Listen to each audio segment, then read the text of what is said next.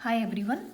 So the next topic in the unit 3 is packet switching. So coming to packet switching, actually the switching is divided into two broad categories. One is circuit switching, other one is packet switching. So the circuit switching is used only in the physical layer. This network layer, it uses only packet switching. Since the basic unit of data over here is packet, so it uses packet switching for sending the packets from the source to the destination. So what is a router? So we are going to discuss mainly on packet switching in this topic. So before going that, we should know what is a router. Router is a switch that creates a connection between an input port and output port, right? So we will see there are two different approaches in packet switching. One is datagram approach, other one is virtual circuit approach. So first we will see on datagram approach, and then we will go on discuss on the virtual circuit approach. Coming to datagram approach, initially when the internet was started, there was a service like connectionless service. So where here what happens in connectionless services, each packet is independent of each other. Each packet is independent. That is connectionless service. Each packet is independent with each other. Okay, there is no relationship with other packet. The idea is that there is like the source will send the packets and it will uses connectionless service and somehow it will reach the destination, and there is no relationship between the two packets. So this is what is connectionless service. So when the internet was started, we have been using only this connectionless service. So only this datagram approach was providing this connectionless service at that time. So we can see this diagram over here. There is a sender and you have a destination receiver over here, and it uses a approach called datagram approach where it uses a connectionless service. So the network layer, it sends the packets. So it has been divided into 4 packets and it will send the packets to the router R1. The R1, it will send the packets in any destination, any ports. Suppose here the packet 2, it has been sent in this particular port, and packet 1 is sent over here, and packet 4 and 3, it is sent through this particular port. And again from here 1, it reaches R5 over here, and 2 it reaches over here, and 3 it goes again to router R4 and then reaches R5, and R4 it reaches R3 and then it goes to R5. Somehow it all the packets will come to this R5, and this R5 will deliver the packets to the network layer. So at last there is no guarantee that all the packets will arrive. And also one thing is that the packets how we have sent in the order 1 2 3 4, but what we have received, it is in the order 1 3 4 2. So these are the disadvantages of using this datagram approach. Okay, we will see this datagram approach. It uses this forwarding table. So how it uses this forwarding table to forward the packets is that, so whenever this particular data comes to this router, so it goes this packet, this router will go and check in the forwarding table. In the forwarding table, the destination address, it will go and check for the destination address. This as mentioned that the destination address should use this output port 2 to reach the destination. So it will send the packet through the port 2, it will send the packet. So here this datagram approach, this forwarding is based only on the destination address of the packet. It is based on the destination address of the packet. So we have seen what are all the disadvantages of this datagram approach. That is why we are moving on to the next approach called virtual circuit approach, which is a connection oriented service. Approach we are going to see is virtual circuit approach. As I have already told, it is a connection oriented service. So what is connection oriented services? There will be a relationship between all the packets. There will be a relationship between all the packets. So before all the packets have been sent from the sender to the receiver, there a path will be established between the sender and receiver, after which the datagrams, all the packets will follow the same path. That is why it is called virtual circuit approach. So a virtual path will be established between the sender and receiver before sending the data. After establishing the virtual path, the datagrams, the packets will be sent in the same path. Okay, so here along with the packet, there will be one more variable which is used, or it may be a label that is called virtual circuit identifier. Virtual circuit identifier. identifier is used. This also defines the virtual path. We will see how this particular label helps in sending the packets. Okay, so now the same diagram we have taken, the sender and receiver we have, and here we want to send all these 4 packets from sender to receiver. So the network layer, it will send the packets to the router R1. First, initially the path has been established like R1, it reaches R3 and then R5, R4. So here all the packets will follow the same path. It will reaches a destination and it reaches the network layer. So here there is no, since the packets have been, they have got a relationship between other packets. So there is no mismatch of packets and all the packets will arrange in the same order how they have sent. So this is the main advantage of virtual circuit approach. Okay. Next, we will see the forwarding table of this particular approach. Coming to this forwarding table, it is based on this virtual circuit identifier. In case of datagram approach, it was based on the destination address, but here it is based on virtual circuit label. So what is this virtual circuit label is? So whenever a packet arrives to the router will assign some label. So this is a sequence number which has been given. So whenever a packet reaches this particular router in port 1, this router will assign some label to this packet. And when it goes in another port also, it will give you another number of label L2.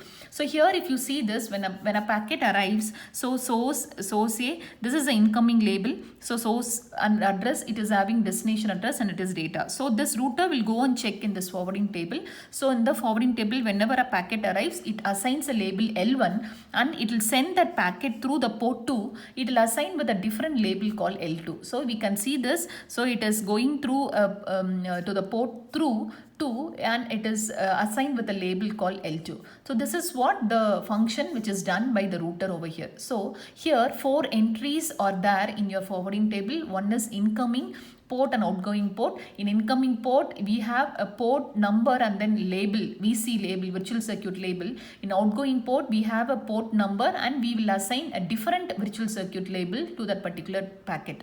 This is the main function of your router in case of virtual circuit approach. Okay. Coming to the 3 phases. So there are 3 phases in case of virtual circuit approach. One is setup phase, other one is data transfer phase and teardown phase. Coming to the setup phase, so here whenever a data has to be sent from the source to destination, the source has to set up a virtual connection, that is a path between the sender and receiver. That is setup phase. And what is data transfer phases? During this phase, data will be transferred from the source to destination. And what is the third phase called teardown phase? So whenever any one source or destination wants to disconnect the connection, they can use this teardown phase for disconnecting and also deleting all the entries in your forwarding table. This is your last phase. So we will see one by one all these phases. Next, we will see the setup phase. During the setup phase, the 2 packets will be exchanged. One is sending request packet, the other one is acknowledgement packet. So in this setup phase, a path will be established between the source and destination, and after setting the path, we will be going for data transfer. So in this, during the setup phase also, 2 auxiliary packets will be exchanged. One is request packet, other one is acknowledgement packet. So first we will see how the request packet has been sent from the source to destination. Here you can see the diagram where you have a sender A and here you have the receiver B. So sender A is connected to a virtual circuit approach where you have connected with router R1, R2, R5, and here you have router R3 and R4. Okay, this has been connected. So initially this router, this sender A, network layer will prepare the packets, request packet, will send that packet to the router R1. Initially, this router R1 will create the entries in the virtual circuit. This is called the forwarding table. So when it is creating the entry, it already knows us whenever a packet comes from the source A, when it wants to goes to the destination B, it has to be sent through the port 3. So it go and fill up the entry in the forwarding table. So what it does is, it says that whenever a port comes from the port 1, it assigns a new label called 14 to this request packet, and it will send the packet through the port 3. It doesn't know the label which is to be assigned to this, so it will leave this column empty. So it will assign all these 3 entries and it will send that packet through the port 3. So when the same request packet it reaches the router R3, R3 also fills the same 3 entries in the forwarding table. So what it does is that whenever a packet comes from, it is coming through the port 1. So port 1, it assigns a new label called 66 to this port and it will send that packet through the port 3. It does not know the label, so it will leave it as it is. Now again, when the same packet reaches R4, it fills the first 3 column as it is done in the first 2 case. So it says that it is coming, the packet is coming through the port 1. It assigns a new label called 22 and the outgoing port is 4. So then now this reach the destination called B. So now this B wants to accept the packet from the sender A. It will assign a label, virtual circuit label for the outgoing label, that it will assign the label called 77 here. It will assign 77 to this particular outgoing label. So now what does this request packet contain? Request packet is nothing but it contains only the source address and destination address. So this is what has been done in the request packet when it has been sent from the source to the destination. Okay, are you clear with this concept? Next, we will see the acknowledgement packet transfer between the destination and the source. So now what happens is that the destination B has assigned a number called 77 for the outgoing label. So here 77 will be filled. So whenever it wants to send an acknowledgement packet, this acknowledgement packet, it contains only the source and destination address. So with this will fill this particular entry over here in the router R4. Then after which this packet will receive to the router R4. R4 will send the same packet through the port R1 with label 22. So this label 22 will be filled in this particular label, in this outgoing port. And again this packet will be sent to R1 through port 1 with a label called 66 over here. And when it receives R1, so here it will fill the 66 over here. And from there it goes through the label called 14. So this is how all your outgoing labels are filled, okay, based on the ports which has been based on the packet it has been sent. Okay, this is what we done in acknowledgement packet. We'll see the data transfer phase of this virtual circuit approach. So all the entries in your forwarding table has been filled now. Just we need to send the data now. So the same sender and you have the receiver. So the sender, it checks when a packet has to be transferred now, it will be sending it to the router R1. So R1 will assign the label called 14 for the incoming port, and you have source address, destination address and data, and it will send that particular data to the packet to the port 3. In the port 3, now what happens is it will assign a label called 66 AB and data. When it receives this router R3, it is assigning a label, that is like it will go and check, that is like whenever a data received, whenever a packet comes from the port 1, it will send the packet through port 3. It will assign a label called 22. So 22 is assigned to this outgoing packet. So now this reaches your router R4. R4 will check whenever a packet arrives in the port 1 with the label 22. It sends a packet through the port 4. It will with assigning a label called 77. So this is how the packet will be sent or data will be transferred between the source and destination. The last phase is tear down phase. In the tear down phase, whenever any source or destination wants to disconnect the connection, it will say it will send a special packet called tear down packet. So it is called tear down packet. This will be sent, okay, between any one of the host will send this tear down packet, and the other host will accept by sending the confirmation packet.